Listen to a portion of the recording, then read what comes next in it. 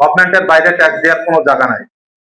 আমি আপনাদেরকে এই কথার সাথে শতভাগ একমত পোষণ করে বলতেছি, ট্যাক্স দিলে আপনি সরকারকে দিবেন, আর কারোর কোনো জায়গায় ট্যাক্স দেওয়ার কোনো সুযোগ আপনার নাই। আপনি যদি কোথাও কোনো জায়গায় কোনো রকম ভাবে এর ব্যত্যয় ঘটে, আপনি খালি আমাদেরকে একটু জানাবেন। আপনাদের পরিচয়, আপনাদের কোনো কিছু লাগবে না, আপনাদের পরিচয় গোপন রেখেই জানাবেন, আমরা আমাদের কার্যক্রমটা ব্যবস্থা নিব। আমি অত্যন্ত দুঃখের সাথে জানাই যে আমাদের অলরেডি একজন সহকর্মী এখানে বলছেন, কিংবা আমাদের এক ব্যবসায়ী প্রতিনিধি বলছেন, আমাদের তরফ থেকে যে জিনিসটা হয়েছে এটা কিন্তু অলরেডি ফাইন্ড আউট। হিজড়াদের উপদ্রব আসলে মানবিক দৃষ্টিকোণ থেকেও খারাপ লাগে, আবার এদিক থেকে আইনগত ব্যাপার থেকেও যেটা আছে। আমার কথা হচ্ছে, যদি সমাজে উইন উইন সিচুয়েশন থাকে মোস্ট ওয়েলকাম, কিন্তু উইন উইন সিচুয়েশনের বাইরে যদি ডিমান্ড থাকে তাহলে কিন্তু ভেজাল।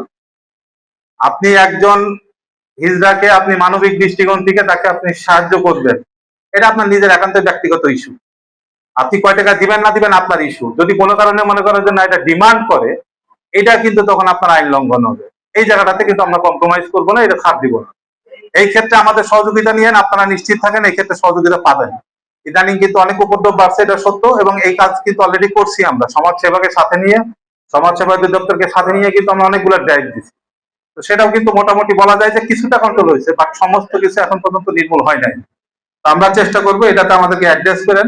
আপনারা আর্থিক সহযোগিতা করবেন তাদের মানবিক দৃষ্টিকোণ থেকে, কারণ তারা ধরেন এই সোসাইটির বাইরের না, আপনি তাকে সাহায্য করেন, বাট যদি সে ডিমান্ড করে বসে, এটা কিন্তু সে ল ফুললি ব্রেক করতেছে। তো সেই জায়গাটাতে আমাদেরকে একটু, আপনারা আমাদেরকে একটু লিঙ্কে রাখেন যাতে আমরা এই জিনিসটা অ্যাটেন্ড করতে পারি।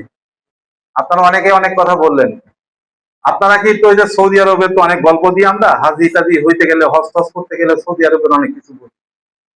আমরা কি এই নিয়তটা করতে পারি যে আগামী রোজার ঈদে আমি থাকি বা না থাকি, কিংবা আমাদের র্যাবের সিও মহোদয় থাকুক বা না থাকুক, আপনারা তো এখানে থাকবেন, আপনারা তো বগুড়াবাসী, আপনারা অন্তত একটা কাজ করি, আমরা তো সামনে রোজার ঈদে জিনিসপত্রের দ্রব্যমূল্যের এই দামটা একটু না বাড়ায়, যদি সুযোগ পাই মিনিমাম একটা প্রফিট, একটা নিজস্ব রেটে একটা প্রফিটে যাই, যে না আমি 5% বেশি প্রফিট করবো না।